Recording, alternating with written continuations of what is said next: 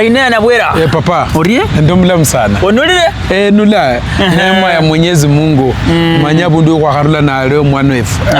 Kwa katesa ka personally ndakatesa ka chiranda khosi wande single mother. Sebi ndendo langa abantu babo lambu undi single mother na abantu ababi banyekwa emale urobe chira esemwene is a product of a single mother.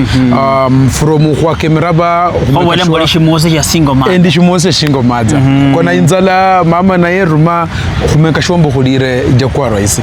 Yeah. Kwanza niseme samahani au pole kwa ile ambayo ilipitia na ni vizuri sana tumeweza kukizungumzia historia yako pale katika Ndoto Yangu.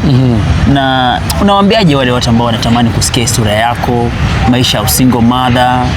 Abantu banyekanga sana ba mama baleranga abana bonye. Shije lokubora sabantu ni mama Yesu kusinja abana bakula paka abahongo nali yenyene big up, congratulations, sababu sio rahisi. From the school fees, mavazi, of course tabia, watoto wengi wana kugrow vizuri wakiwa both baba na mama, lakini ku discipline mtoto peke yako kama mama pia inakuwa ni ngumu sana.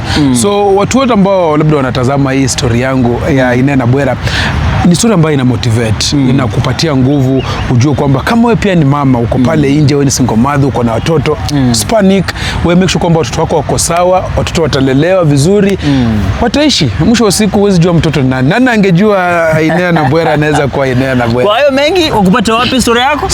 Story yangu pale YouTube, story yangu. Naam.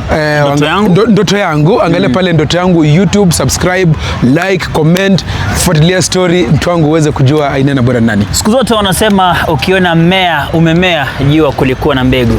Ukitaka kujua Aina na Bwera alitoka sehemu gani na aliyapitia mambo gani, tizama pale YouTube @Ndoto Yangu 254 uweze kusubscribe, kucomment, kulike na kushare.